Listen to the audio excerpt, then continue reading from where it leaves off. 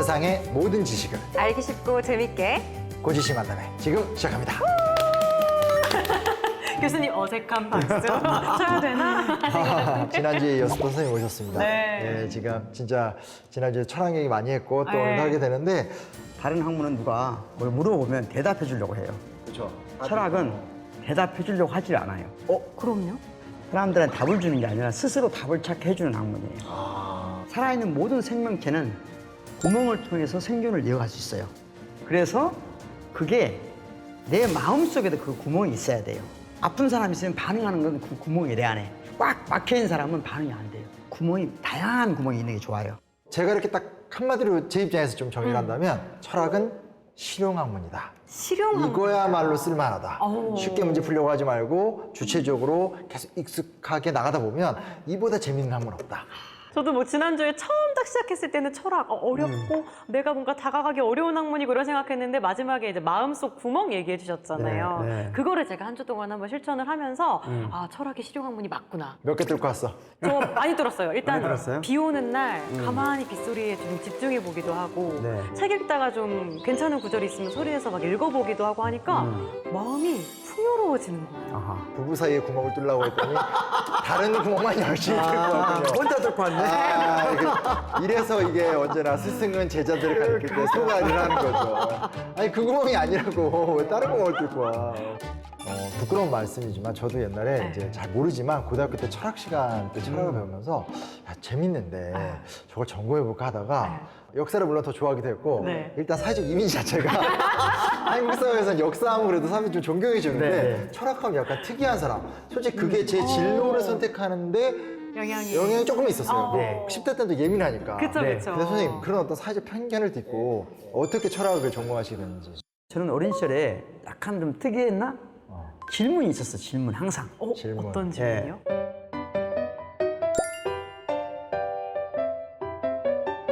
예를 들자면 첫 번째는 엄마한테 뭔 질문을 하면 엄마가 꼭 끝까지 답을 안 해줘요. 엄마, 우리 집 부자야? 무례하지. 거기에 답변을 하는 게 이상하잖아요. 질문에 문제가 있네. 그런 게 하나 있었고 또 하나는 항상 그런 생각이 있었어요. 지금 엄마가 연극하고 있는 거 아닐까 혹시? 연극? 예. 내가 눈을 감으면 그때 엄마는 연극 무대에서 사라지는 거 아닐까? 아 맞아 어릴 때 그런 생각 그런 좀 생각 해. 하잖아요. 하지. 아 맞아 어릴 때 그런 생각 그런 좀 생각 해. 하잖아요. 하지. 하죠. 가장 결정적인 계기는 고등학교 다닐 때 어떤 여학생을 좋아했는데 그 여학생이 이상한 말 하는 거야. 자기도 나가 좋대. 네. 그왜 이상? 그런데 좋은데 난 너 사기 싫대. 아 약간 나갔긴 싫고 아니 남기긴 아까운 눈치챈 건가요? 거지. 얘 약간 특이하다. 불편하다. 거절해야겠다. 매력이 있는데 오래 사귀는 아니다. 뭐. 그때는 몰랐지. 몰라서 보는 줄 안 거지 여학생이. 얘 골치 아픈 애다. 이 애가 말을 저렇게 하는 데는 틀리면 심리적인 뭐가 있다. 오, 그래서 그런 정신 생각을 분석을 해봐야 되겠다. 그래서 학교 다닐 때 학교를 안 가고 전주에서 학교 다녔는데 서점을 다닌 거예요. 어머. 심리학 공부를 계속 했어. 또 심리학을 하셨어요? 네, 심리학 공부를 고등학교 때 완전히 빠져 있었어요. 오. 그런데 두 가지 결론을 내렸어요. 하나는 내가 생각하는 심리학은 이런 게 아니다. 실제 심리학과는 이런 마음 분석하는 게 아니에요. 그거 과학이잖아요 거의. 그러니까 과학이고 실제는 생물학에 가까워요. 그렇죠. 네, 그쪽에 가까워서 일종의 실험 가능한 범위 내에서 양리 치료하고 이런 거거든요. 그러니까 내가 생각했던 게 아니더라고요. 네. 두 번째는 뭘 깨닫겠냐면 이 여자아이가 하는 말은 자기 얘기도 있지만 사회적인 언어가 있다. 저 안에 틀림없이. 네. 엄마, 아빠의 또는 그가 속한 사회의 영향을 받았을 것이다. 본인 탓은 절대 안 하시네요. 죄송합니다. 네. 그래서 이 여자의 마음을 이해하려면 네. 심리학으로는 안 된다는 걸 깨달았어요. 오. 종합적인 학문이 필요하다. 철학이다. 예. 야, 연애가 정말 긍정적인 효과를 내요.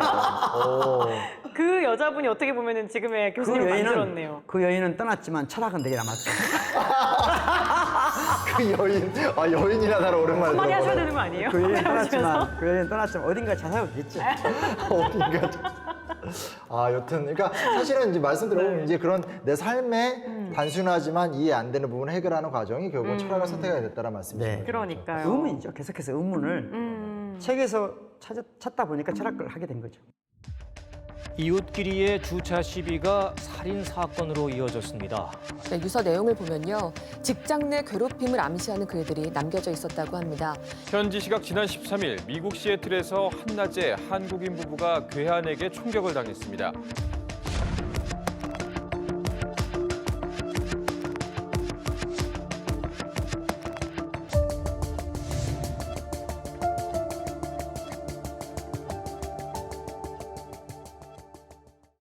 근데 뭔가 이렇게 세상 모든 사람들이 교수님 같은 철학자가 되면은 일단 사고의 깊이도 달라지기도 하니까 뭔가 싸울 일도 없을 것 같고 서로 이해 못할 일도 없을 것 같은데 네. 근데 사실은 또 요즘 세상 돌아가는 거 보면은 철학자로서 굉장히 안타까운 면도 있으실 것 같아요.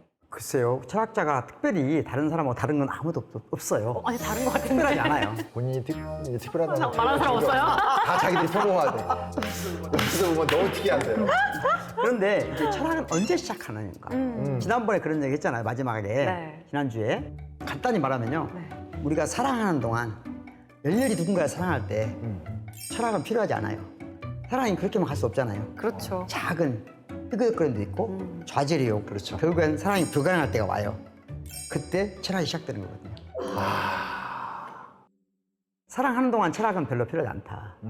사랑이 어려워질 때, 사랑이 뭔가 시련을 가져올 때, 그때 철학이 시작된다 생각이 했잖아요. 많으시죠. 네, 그런 것처럼 우리가 평온하게 잘 살고 있으면 철학적 사고는 잘 안 하죠. 그 싸우고 분열이 일어났을 때 철학하고 싶은 욕구가 생긴다는 거죠. 철학의 욕구. 이건 독일 철학자 헤겔의 표현이에요. 헤겔이라는 철학자가 언제 철학은 시작되는가? 세상이 분열됐을 때, 미움으로 가득 찰 때, 그 미움, 거기를 없애는 게 아니라 거기를 연결시킬 수 있는 길을 찾아 나가는 거죠. 어떻게 보면 요즘이 철학하기 적기. 그렇죠. 그러네요. 요즘 우리 사회 분위기가 네. 참 철학하고 싶은 때네. 철학의 네, 욕구가 네. 생성하는 곳이죠. 그렇구나. 잘하셨는데요. 아, 실제로 그래서 철학이 굉장히 인기가 많은 편이에요. 최근에. 네. 아 이거 정말 근데 긍정적인 현상이네요. 네, 그렇죠. 네, 굉장히. 그만큼 우리가 사유가 필요한 세상에 도달했다는 거죠. 그전에는 지식이 필요했다면 네. 이제는 생각이 필요한 시대예요. 지식은 컴퓨터에 다 들어있어요. 그러네요.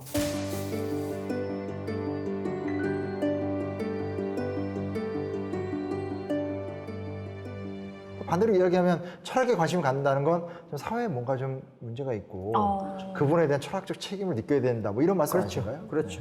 그러니까 우리 사회의 가장 큰 문제가 뭘까? 다양한 문제가 있어 왔죠, 지금까지. 그전에는 민주주의, 맞아요. 정의, 이런 게 중요한 문제였잖아요. 그렇죠. 지금까지는 우리한테. 그런데 지금 현재 대한민국에서 가장 중요한 문제는 뭘까?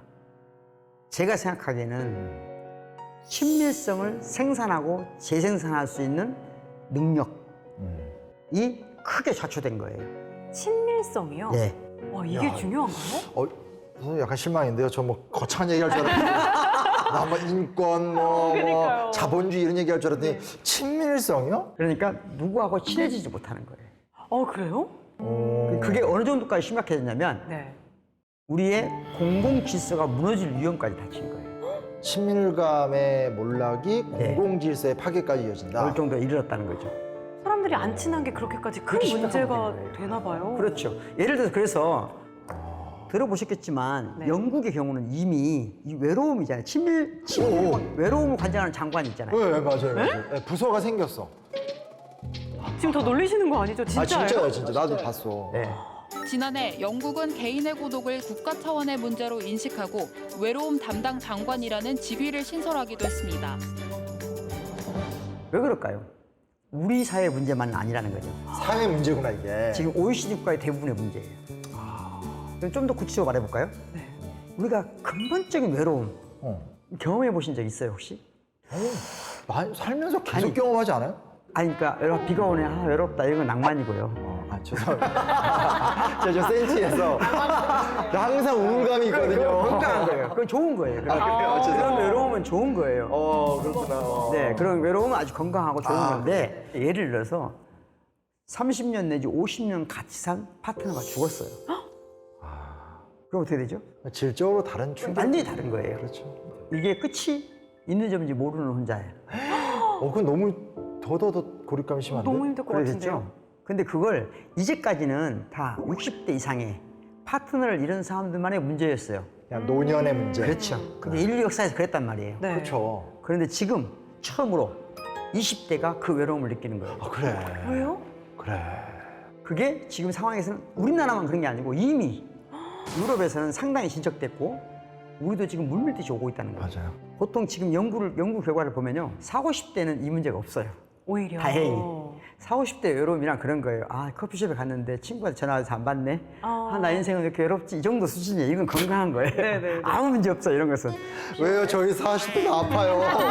왜 우리는 항상 이렇게 막 왜 이러는 거야? 현재 그러니까 병리적 수준, 사회적 병리로 네. 볼 수 있는 외로움은 20대의 문제예요. 20대 문제. 그러니까 젊은 세대 어떻게 보면 가장 꿈 많고 도전적이고 불안하기 때문에 자유롭고 이런 시대가 오히려 위기를 겪고 있다는 그렇죠. 거네요. 극단적인 하나의 그 사실을 제가 말씀드릴게요. 대학 다닐 때 수업 시간에 들어가요. 그럼 어디에 앉을까 고민해야 안 해. 어디에 멋진 사람 없나? 앉죠. 되게 20대 남자들이 그렇게 많이 하죠. 예쁜 여자 옆에 앉고 싶은. 아니 그냥 여학생 옆에 앉고 싶어. 그렇지. 그래서 보면 이렇게 수업 시간에 보면 남녀가 이렇게 적당히 섞이거든요. 오 맞아요, 맞아요. 그런데 그거 다 이런 거 아니에요? 4, 5년 전부터 쭉 점검해 보면 지금은 남녀가 앉질 않아요. 그럼요? 다 동성끼리 앉아요. 맞아. 아 저도 지금 대학에서 몇 년째 가르치고 자세히 있는데 관찰해보세요. 진짜 그러네. 네, 관찰해 보세요. 진짜 그래. 놀라운 걸 발견할 수 있어요. 줄별로 맞아요. 왜 그걸 저는 왜 몰랐죠? 네. 맞네, 진짜 그러네. 학교 다닐 때 안 그러셨잖아요, 근데. 전 무조건 여자 옆에. 그렇지. 그게 자연스러운 거죠. 그거 버림받고. 네, 그렇죠. 버림받아서 성숙한 거예요, 이렇게. 이거 편집해 주세요.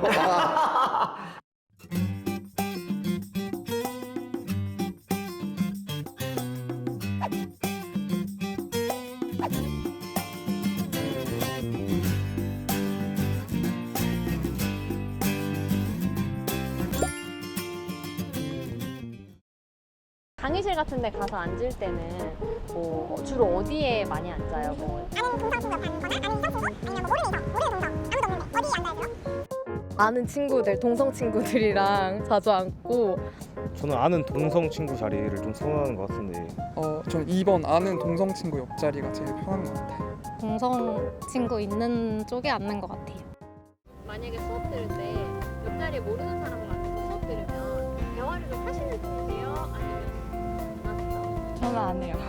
잘 안 해요. 아니요. 정말 안 해요. 아니요. 전혀 안 그러는 편이라서. 옆에 분이랑은 대화를 아예 안 합니다. 뭔가 서로에게 암묵적인 부담이 될까 봐? 굳이 옆 사람이랑 먼저 막 얘기 나누고 이런 건 거의 없는 것 같아요. 지금 대학에 커뮤니티라고 있잖아요. 네. 온라인 커뮤니티에 많은 부분 혐오감이, 이성에 대한 혐오감이 너무 지나칠 정도예요. 한참 사귀어야 될 나이인데 그러니까. 이성을 알아야 될 나이인데 그렇죠? 미쳐야 될 나이죠, 사실은. 그쵸. 거의. 저도 미쳐 있었고요. 그렇지. 그게 자연스러운 거잖아요. 그러니까. 이걸 단순한 친밀성 문제로 보지 말고 이게 한 사회의 미래, 공공성의 심각한 문제다. 민주주의냐 정의냐 하는 만큼 아니 그보다 더 중요한 문제가 됐다는 거예요, 제 얘기는. 그러니까 사실은 이제 어떻게 보면 사랑이라는 게 이성 간의 사랑이라는 게 제일 뻔하고 제일 통속적이고 하지만 누구나 다 하고 싶은 건데 거기서 위기가 생겼다라는 건 이건 진짜 말기 암보다 더 심각한 그냥 거죠. 근간이 흔들리는 느낌이에요. 미중의 사태 이렇게 봐도 될 문제죠. 그렇죠. 처음 있는 거예요. 인류 역사에서. 처음이에요. 네, 인류 역사에 처음 인류 역사에 이런 얘기를 들어본 인류 적 역사에서 20대가 사회적 병리 현상으로 외로움을 겪는다는 건 처음 있는 얘기예요. 그러면 우리는 왜 이렇게 할 수밖에 없는가 하는 거죠. 지금 아이들이 가장 큰 문제가 살면서 어떤 문화였냐면 간섭받지 않는 게 자유라고 생각한 거예요. 간섭받지 않는 게 자유다. 그쵸? 그렇게 네. 생각하죠. 문 딱 그러니까. 닫고 잠그는 거. 그쵸. 엄마 간섭하지 마. 내 자유야. 맞아. 그게 뭔지 알아요? 신자유주의가 말하는 자유예요. 신자유주의가 여기서 나와요? 신자유주의를 경제적으로만 생각하는데요. 그게 신자유주의 핵심인 사람이 하이에크가 하는 자유가 간섭받지 않을 자유예요.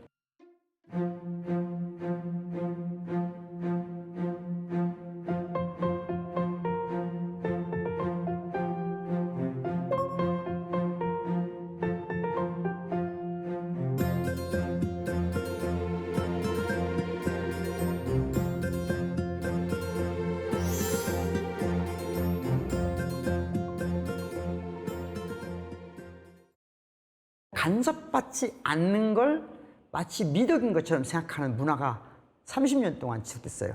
언제부터? 1970년대부터 2008년까지 전 세계 문화가 OECD 국가에서 신자유주의가 전 세계를 지배하면서 누구도 간섭하지 않는 게 굉장히 미덕인 것처럼 된 거예요.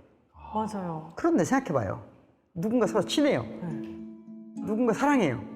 간섭하는 게 자연스러운 거 아니에요? 자연스럽죠. 관심 있으니까. 그죠? 조금씩 간섭하는 거잖아요. 그렇죠. 그게 어느 정도는 약간의 침범도 있을 수 있죠. 그렇죠. 잔소리도 들어주고 인정할 걸 인정해주고. 네, 그런데 뭐가 문제냐?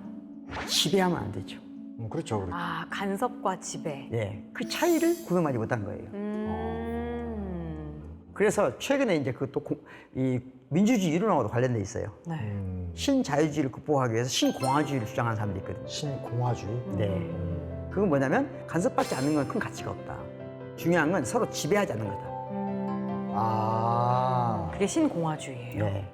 그러니까 자의적으로 지배하려고 하지 마라. 이런 걸 예를 들어볼게요. 능력 있는 남편이 아내의 모든 행동에 대해서 간섭하지 않아요. 근데 언제든지 카드를 뺏을 수 있는 자의적으로. 언제 뺏을지 알 수가 없네. 이런 게 지배예요. 권위랑은 좀 다른 다른 느낌이네요. 거죠. 권위가 있다는 것은 자의적으로 지배하는 게 아니에요. 지배가 정당성 있을 때 권위가 갖는 거죠. 이런 문화가 지금의 20대들이 살아온 삶의 환경이에요. 근데 어떻게 보면 되게 손쉽게 해답을 찾으려고 했던 것 같아요. 그쵸. 그러니까 따져보면 우리가 어린 시절에 너무 부모님들이 간섭하고 혼내고 막 좀 외롭고 이러다 보니까 간섭하지 마, 신경 쓰지 마 네. 하니까 애들이 자녀가 되니까 뭐 신경 안 써. 이러면서 좀 너무 편의적으로 관계를 자유롭게 네. 만들어 버리니까 그렇죠. 되게 서로 허하고 외롭고 간섭하는 정도도 모르고. 그러니까 아예 누가 친해질 수 있는 방법 자체를 모르는 거예요, 이제. 그러니까 네. 사랑도 못 하는 거네. 그렇죠. 사랑도 못하면 괜찮은데 우정도 없어요.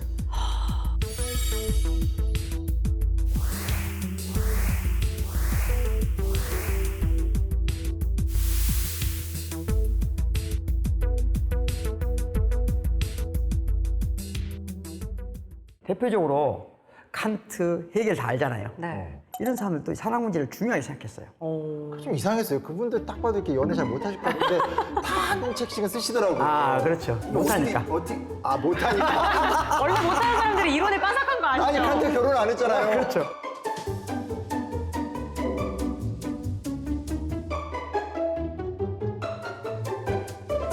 그럼 이 철학자들의 어떤 연애나 사랑에 대한 연구가 오늘 이 사회 문제랑 좀 어떻게 이어지는 거예요? 프랑스 혁명을 생각해 보자고요. 네. 프랑스 역사에서 로비스피에르라는 사람이 로비스피에르. 공포 정치. 그렇죠. 어마어마한 사람을 죽였던.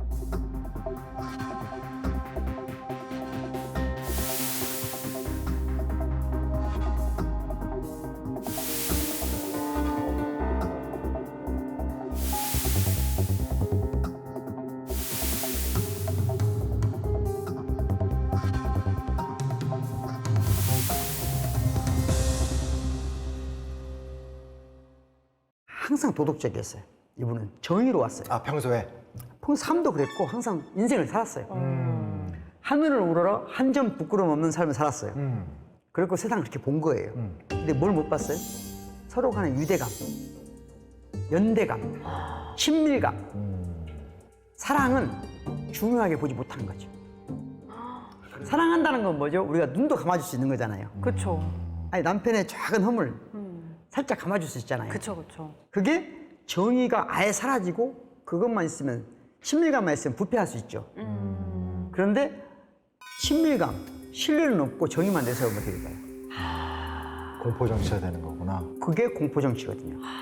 그래서 프랑스 혁명을 고통으로 몰아넣는 거예요.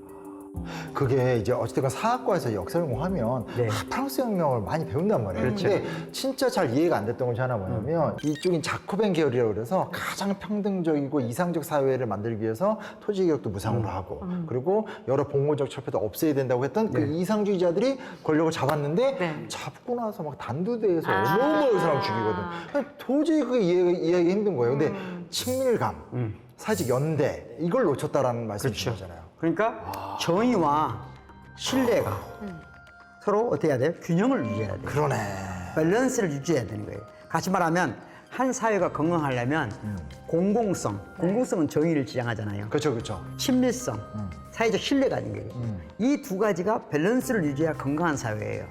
근데 지금은 친밀성이 너무 떨어져 있는 심각하게 사회를. 위협받고 있는 거죠. 그건 무슨 문제를 일으키냐? 좀 더 들어가 볼까? 한 가지만 더. 불특정 타인에 대한 신뢰도가 우리나라가 어떨 것 같아요? 저 OECD 국가 중에서. 보통 이런 거 안 좋은 건 상위권이야. 아 그래요? 한 1, 2위 안에 무조건 들걸? 우리나라 그래도 괜찮지 않아요? 아니요. 그래요? 가장 최하위예요. 네. 우리 사회가 신뢰 사회라고 생각하시면 큰 오해예요. 아니 막 가방 놔두고 가지고 안 그건 가져가고. 신뢰가 아니라 감시 사회죠. 그러니까 우리는 안전은 한데 감시에 내면화가 된 거예요. 안전은 한데 신뢰는 없어. 그렇죠. 슬프네요. 그런 신뢰는 있죠. 저 친구가 내 걸 훔쳐가지 않을 거라는 신뢰는 있죠. 네. 그렇죠, 그렇죠. 그런 신뢰를 말하는 게 아니잖아요. 내가 위험한 상황이 되면 저 친구가 나를 손을 내밀어 주겠지 하는, 지나간 사람이 내밀어 주겠지 하는 믿음이 있어야 되잖아요. 근데 그런 거 없는 것 같긴 해요. 맞아요, 없어요. 한 번 심하게 제가 계단을 잘못 짚어서 진짜 전카페에 올릴 정도로 쿵 쓰러졌어요. 정말 부끄러웠는데 아무도 괜찮으세요? 한 명도 안 쳐다봤어. 이런 경우 한 2번 해봤어요. 근데 그걸 그때 좀 당황스럽더라고요. 네. 그래서 나중에 또 어떤 사람이 그러니까 나도 일어나기가 뭐해. 네, 다들 안 하니까 돕는 행위 자체도 이제 되게 이상해지게 된 거지. 그래서 대학생들을 보잖아요. 지금 대학생들 보면 서로 굉장히 예의 발라요. 존댓말 하더라고요. 네, 그러니까 굉장히 예의 바른데 싸늘해요. 맞아. 싸늘한 친절함. 이게 지배하는 사회예요. 저는 막 남녀 갈등도 그렇고 세대 간 갈등도 그렇고 그렇죠. 이런 게 그냥 인터넷이 발달해서 수면 위에 드러난 거다라고 생각을 했는데 그게 아니네요. 그런 면도 없잖아 있지만 네. 지금 우리 사회에 불특정 타인에 대한 신뢰도가 높아지는 이유는 일상적인 삶에서 누구하고 친해지지 못한 것이 근본적인 원인이라는 거죠.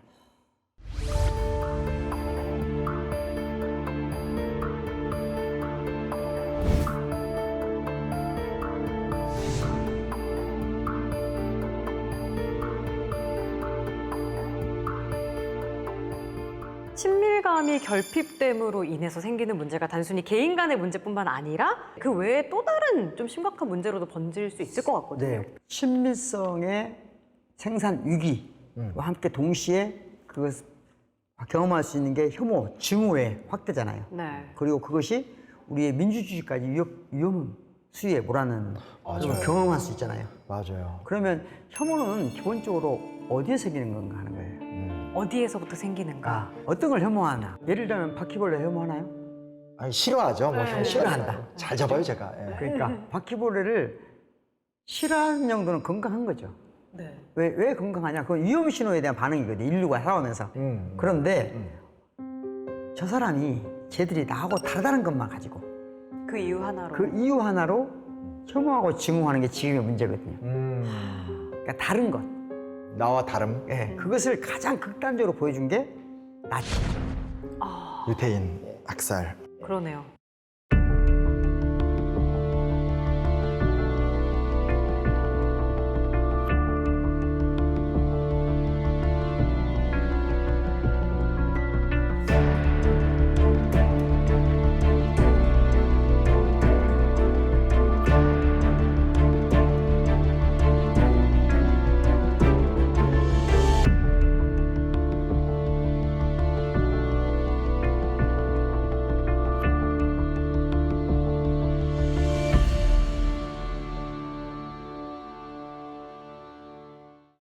유태인들을 학살한 나치.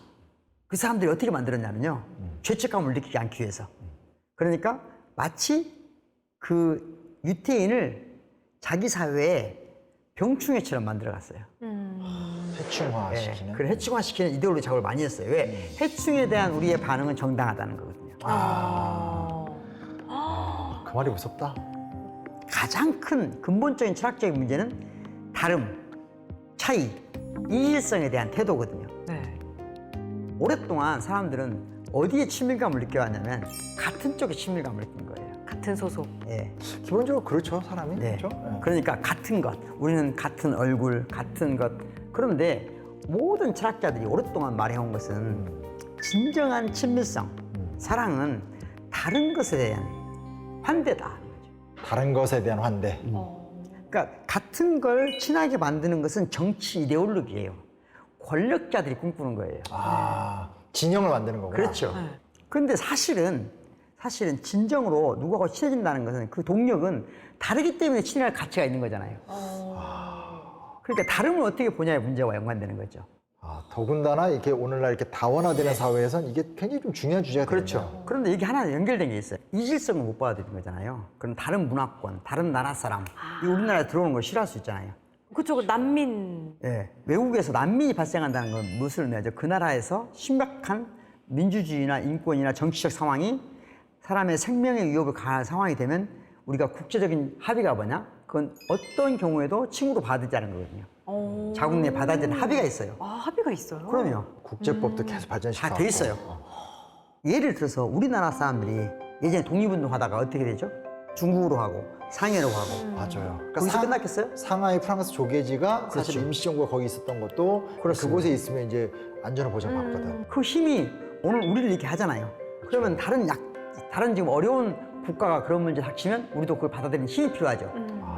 그런데 우리가 어느 순간 차이를, 특히 우리보다 능력 없는 사람들이 갖는 차이를 혐오하는 것 때문에 예멘 사람들이 왔을 때 아주 민감하게 맞아요. 반응했잖아요. 논란이 됐었죠. 시위도 하고 막 그랬었잖아요. 그렇잖아요. 지난 14일 우리 정부가 예멘인 난민 일부에 대해서 인도적 체류를 허가했는데요. 이런 결정이 나고 처음 맞는 휴일에 도로 하나를 사이에 두고 난민 체류 찬반 집회가 열렸습니다.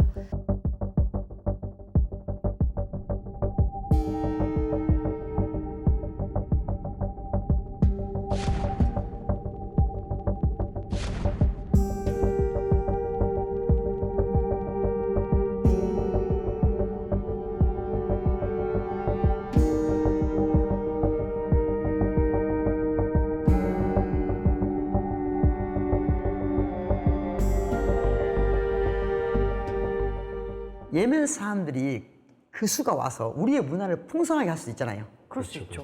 프랑스의 지금 문화가 세계적인 문화가 된 이유는 딱 하나예요. 아프리카 문화를 자기 안으로 소화했기 때문이에요. 다 섞여 있잖아요. 그렇죠. 프랑스 음식점 가보세요. 전 세계를 자기 방식대로 받아들이는 거예요. 그렇죠, 그렇죠. 그 힘이거든요. 그게. 그런데 혐오감이 많이 늘어나는 사회에서는 용납을 못해요. 그러니까 예를 들면 극우 정당이 지배한 어떤 국가가 난민을 안 받아들이려고 한다라든지 이런 현상이네요. 그러면 점점점 세계가 불행해지죠.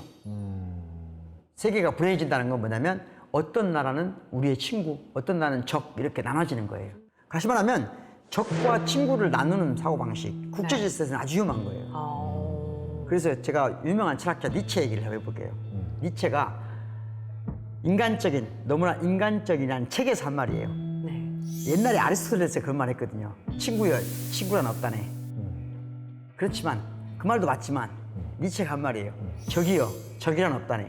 적이란 없다네. 네. 친구도 없고 적도 없다. 그렇죠. 국제 질서란 그런 거거든요. 근데 적과 친구를 이분법적으로 나누는 것, 그것이 인류를 불행하게 하고 있어요. 오늘 이 친구가 친하게 지낼 수 있고 내일은 다른 친구가 친해질 수 있잖아요. 그렇죠. 언제든지 바뀔 수 있는 거 아니에요? 그런 사회에 살고 있다니까 우리가. 근데 국제 질서는 아직도 지금 신냉전으로 가고 있는 위험한 상황이잖아요. 그럴 때일수록 우리가 어떻게 해야 되겠어요? 국제 질서에서 적과 동지의 이윤법에서 벗어나서 우리가 적이라고 생각하는 그런 국가도 언제든지 우리의 미래를 위해서 함께 할 수 있다는 자세를 갖춰야 되겠죠. 그만큼 국제 질서에서도 친밀성에 대한 이해가 중요한 거죠. 사실 따져보면 정말 그러네요. 그러니까 냉전이 붕괴됐었을 때도 원래는 이제 헝가리, 뭐 그렇죠. 저기국가도 적국이었는데 그렇죠. 그렇게 생각하지 않고 가서 친하게 지내고 수출도 하고 수입도 그렇죠. 하고 교류도 맺고 그렇죠. 또 이제 중국과도 또 잘 지내고 이러면서 우리가 또 경제 성장을 또 한 번 레벨업하는 엄청나겠죠. 시간들이 있었잖아요. 지금도 그런 중요한 시점인 거죠. 그러니까 우리는 더 다른 걸 인정하고 존중하고 사랑할 수 있는 힘이 필요해요. 그런데 너무 지나치게 오랫동안 빨리 성장하면서 그런 모든 것들을 무가치하게 봤어요. 오히려 더 위로 올라가는 것만 가치 깊게 본 거죠. 남을 앞지르는 것만 가치 깊게 본 거예요. 특히 우리나라가 이제 그게 심할 수밖에 없네요. 심하죠. 짧은 기간 동안 그렇죠. 뭐 산업화도 성공하고 민주화도 성공하니까 이제 그렇게 해놓은 세대가 그렇죠. 어디고 아래 세대들한테 내가 옛날에 어땠는데 그렇죠. 넌 이거밖에 못하냐 이 노력도 안 한 녀석아 이런 것도 일종의 하나의 현상이네요. 어제보다 더 나은 내일을 꿈꿀 우리 그런 나라가 아니에요. 이제는 어제와는 다른 내일을 꿈꿔야 돼요. 더 나은 게 아니라 더 다른 것이 미덕이다. 차이가 희망이다. 하는 사고방식이 필요해요. 그걸 버리지 않는 이상 이 혐오의 문화는 점점점 확산되기 수밖에 없어요. 그러니까 친밀성을 그냥 사적인 영역으로 보면 안 돼요. 개인사적인 문제를 보면 안 돼요. 그런 용어로서 친밀성은 이미 사라졌어요. 그만큼 중요한 문제가 되고 있다는 거죠.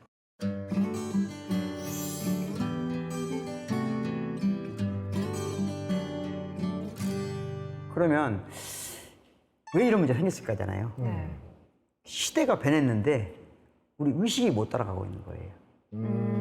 그러니까 예전에처럼 서로 간섭하고 침범할 수 있는 게 불가능한 시대라는 거죠. 그쵸. 그렇죠. 옛날에는 부스 남의 집에 가도 된다니까 밤늦게 맞아요, 친구 맞아요. 집에 가도 됐고 자연스럽게 연결돼 있잖아요. 내가 이 상태에서 벗어나는 건 불가능했어요 옛날에는. 그리고 내가 태어나는 순간 다 연관된 사람 다 주변에 살아요. 지긋지긋할 정도로 그러니까. 간섭을 많이 했죠. 그렇죠. 오히려 지금은 그런데 그때와 완전히 달라진 세상이에요. 그 달라진 세상에 맞게 누구와 친해지는 연습을 해야 되잖아요. 근데 뭐가 달라졌는지조차도 모르는 거예요. 예, 한 가지 예만 들어볼게요. 지금은 누구하고 친해진다 할 때 그 친밀성을 구성하는 생산한 주체가 개인이에요? 집단이에요? 지금은 개인 아니에요? 개인 아닌가? 개인이잖아요. 예전에는 어떻겠냐? 아, 옛날에 집단이었네. 옛날에는 가족이에요. 그렇죠, 그렇죠. 아버지가 친하면 자식끼리도 친한 거예요. 맞아요. 아빠 친구들 모임 나가고 그 그렇죠. 애들끼리 친해지고 요즘은 그런 게 전혀 없네요. 생각해보니까. 그런데 지금 예를 들면 그건 불가능한 사회예요 지금. 아, 불가능하죠. 예. 그걸 처음으로 혁명적으로 그 문제를 제기한 사람이 로미오와 줄리엣이에요. 갑자기 로미오와 그분들이 줄리엣이요? 혁명가가 되신 거예요? 인류 문헌사에서 셰익스피어가 그 문제를 얘기한 거예요. 이전까지는 친밀성, 사랑, 우정, 누구하고 친함을 구성할 때 가족이 주체예요. 아, 가족이 결정하는 거예요. 그걸 뚫고 이제 로미오와 줄리엣이 그렇죠. 개인적으로 살아가는 개인하고. 거네. 그렇죠. 둘이 그래서 죽음을 맞이하잖아요. 그렇죠, 그렇죠. 그만큼 혁명적인 거죠. 그러면 그 이후로 지금 몇백 년이 흘렀어요.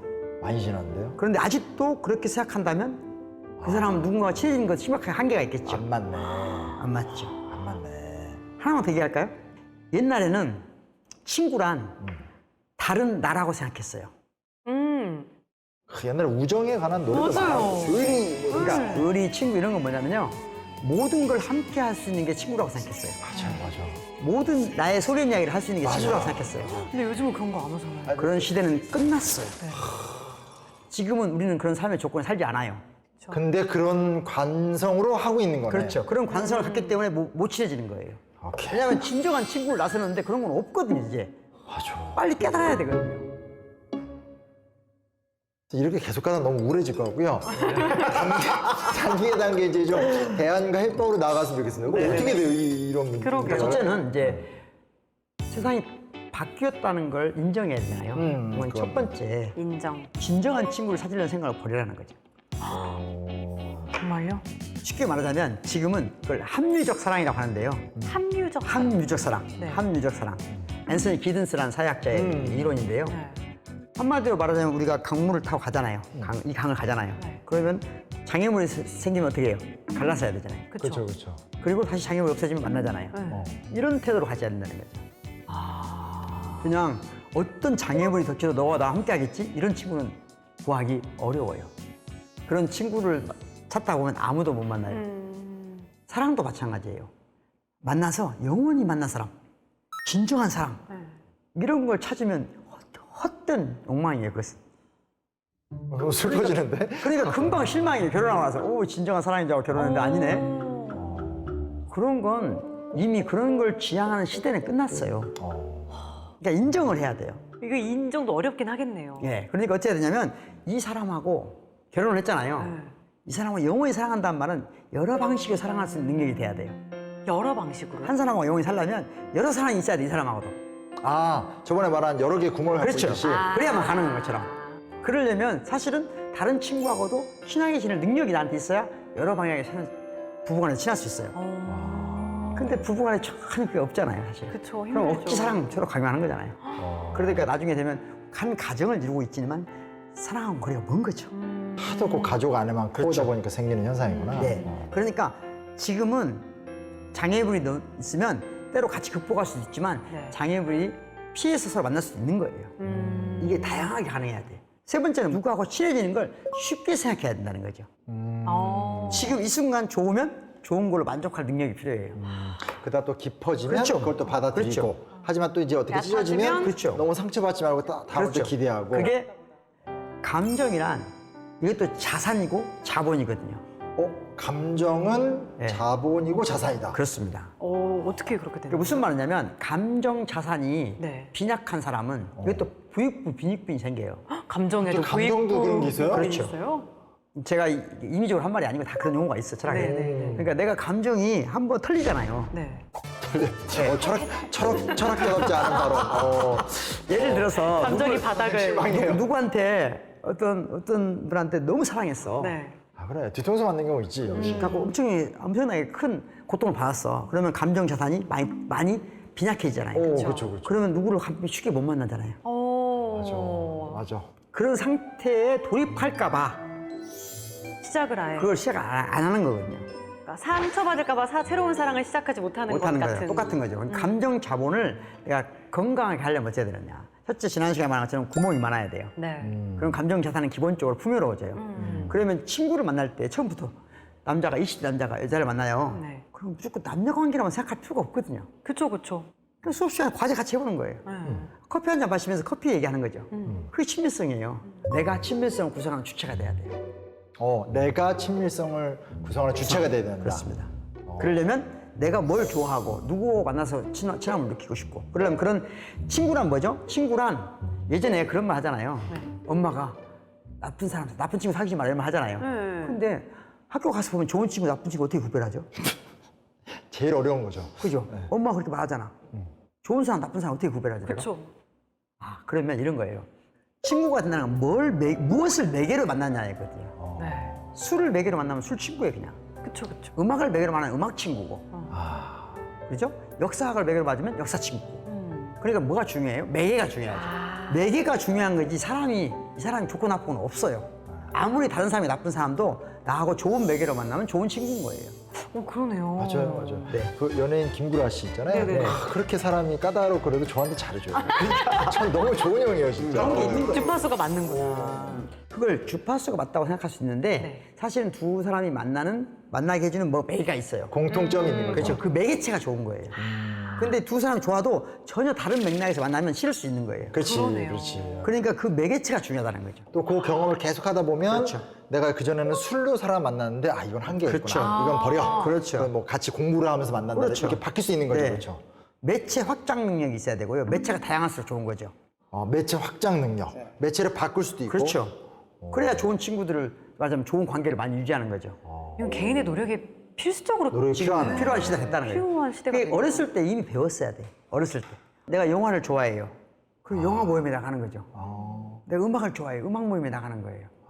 그런 능력을 기르는 게 교육 과정이어야 되는 거예요. 어떻게 보면 그 사실은 만남이라는 게 상처가 있을 수밖에 없잖아요. 그렇죠, 당연하죠. 그걸 감내해야 되네요. 그건 당연한 거죠. 당연한 거다. 이제는 그게 필수예요. 특히 감정 교류를 하면 항상 이 감정이라고 하는 것은 어떤 순간 상처가 반드시 와요. 섭섭하고. 그래서 모든 사람에게는 다 마음속 한 켠에 헝클어진 서랍이 있게 마련인 거예요. 헝클어진 사랑. 이런 게 철학자들이 멋있더라고. 멋있다. 헝클어진 사람이 있게 말이야. 이렇게 마련인 거예요. 그건 당연한 거예요. 그걸 안 가지려고 하는 것 자체가 비철학적이고 비생산적인 거예요. 그리고 그런 서랍이 나를 건강하게 살게 하는 자양분이 되도록 해야 되죠.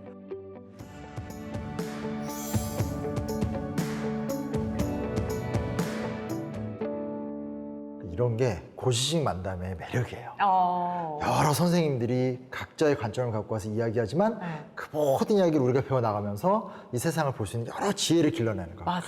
저희 프로그램 힘입니다.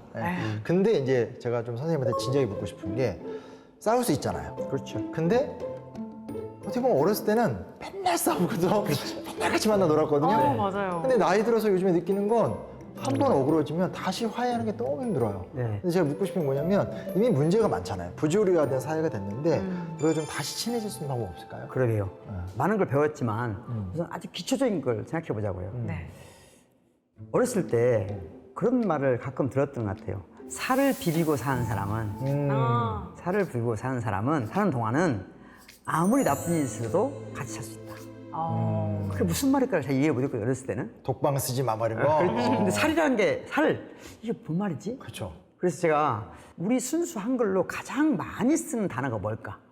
순수한 걸로. 네. 그러니까 명사가 아니고 동사. 동사가. 그 중에 제가 발견한 게 살다 짓다예요. 살다 짓다. 네. 건축회사 느낌 나요. 살다 짓다. 살다란 말이 명사화된 게 삶. 오. 삶. 또는 사랑, 생각이 다 어원으로 들어가면 살다에서 온 말이에요. 살다가 명사화된 살이에요. 살. 그 살은 뭐냐면 햇살. 햇살? 예. 햇살은 뭐죠? 이게- 따삼. 네. 그러니까 해가 이렇게 있으면 햇살을 그리잖아요. 그렇죠. 해의 기운이죠. 기운. 예. 다시 말하면 살다는 에너지예요. 생명의 에너지. 힘이네. 그렇죠. 그러니까 우리가 예를 들어서 잘 사는 게 중요하잖아요. 네. 아, 내가 잘 살고 있다. 살이 좋아야 된단 말이죠. 그걸 아주 쉬운 제가 기준으로 만들어 봤어요. 네. 여러분이 집에 갔어요. 네. 또는 직장을 만났어요. 동료를 만나서 다양한 동아리에 갔어요. 갔는데 내가 그 사람들한테 살가운 사람이면 굿라이프예요. 살가운 사람. 예. 살가운 관계를 맺는 거. 그런데 어떤 관계가 안 좋은 관계냐? 살 떨리는 관계. 있죠. 다른 말로 하면 살벌한 관계. 살을 벌하는 관계예요. 살을 벌하는 관계. 그렇죠. 살벌한 관계라는 말이에요. 근데 왜 전자보다 후자가 이렇게 많이 떠오르지? 주로 살벌한 관계 많이 보거든. 그러니까 살벌한 거, 살 떨리는 건 안 좋다는 얘기예요, 관계가. 친밀성이 침식당하는 거 있는 거예요. 위기 상황이에요. 살가운 관계가 많아져야 되겠죠. 네. 그러려면 나 스스로가 다른 사람에게 살가운 사람이 되려고 노력해야 되겠죠. 그렇죠. 그 두 번째는 뭐냐면은 우리 한글에 또 가장 많이 쓰는 말이 짓다는 말이에요. 그러니까 짓다. 짓다. 집을 네. 짓다 할 때 그 짓다요. 아침을 짓다. 밥을 짓다. 밥 짓다. 밥 짓다. 네. 밥도 짓죠. 그다음에 또 뭐죠? 농사도 짓죠. 그러네요. 약을 짓는다고 그래요, 예전에는. 옛날에 그랬죠. 심지어 편지도 짓는다고 그랬어요. 편지도 편지 쓴다는 짓나요? 표현 안 썼어요, 옛날에. 진짜요? 네, 쓴다는 표현은 최근의 용어예요, 사실은. 표정을 짓잖아요. 웃음도 짓잖아요. 관계도 짓잖아요. 모든 게 짓는 거예요. 그 짓다가 응축된 곳이 집이에요.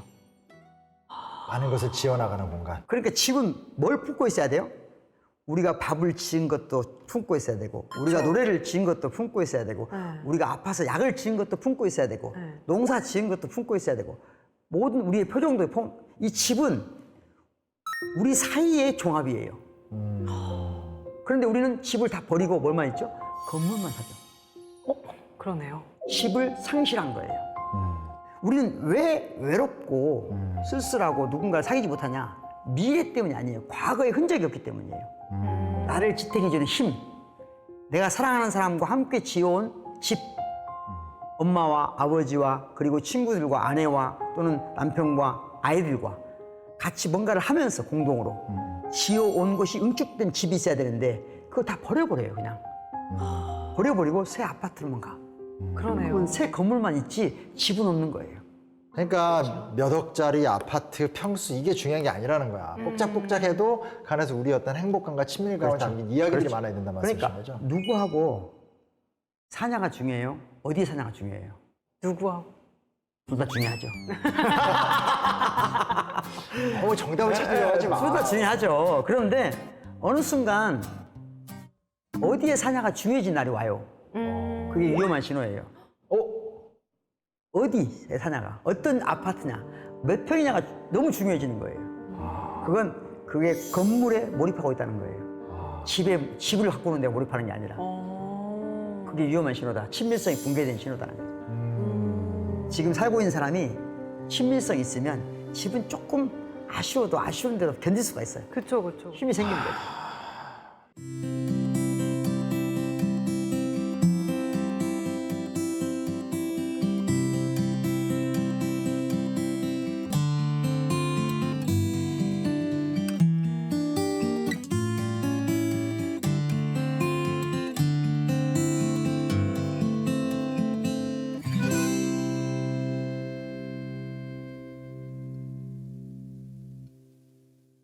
저는 진짜 지난주도 그렇고 이번 주도 그렇고 정말 이렇게 다양한 이야기들을 통해서 야 이게 철학을 공부하지 않으면 매일 봐도 모르는구나.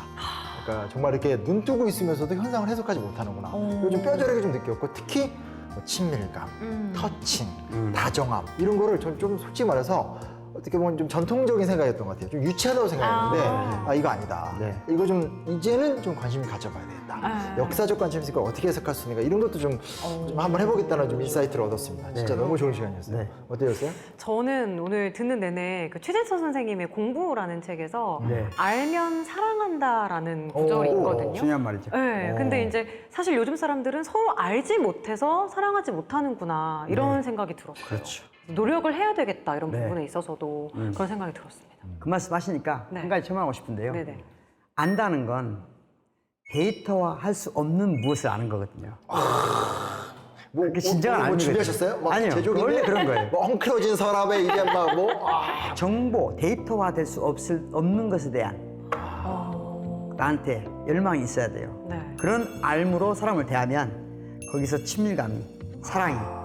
그래서 사랑하는 사람과 살가운 아름다운 집을 지으면서 살갑게 사는 것. 그게 우리가 지향해야 될 세계 아닐까 생각합니다. 이력서에 나오지 않는 사랑을 향한 모험을 하자. 뭐 이런 내용을 생각했습니다. 진짜 너무 2주간 말씀 잘 들었고요. 저희 또 새로운 주제로 다음 주에 또 새로운 이야기 또 찾아뵙도록 하겠습니다. 2주간 선생님 정말 감사합니다. 네, 고맙습니다. 고생하셨습니다. 감사합니다. 감사합니다.